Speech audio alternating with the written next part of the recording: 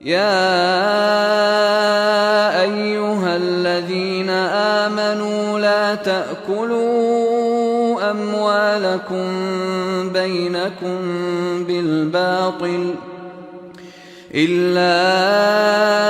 أن تكون تجارة عن تراض منكم ولا تقتلوا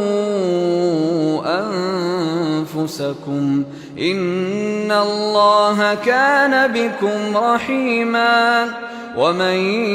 يفعل ذلك عدوانا وظلما فسوف نصليه نارا وكان ذلك على الله يسيرا إن تجتنبوا كبائر ما تنهون عنه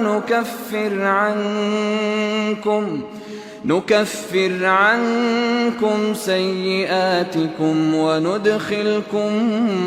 مدخلا كريما.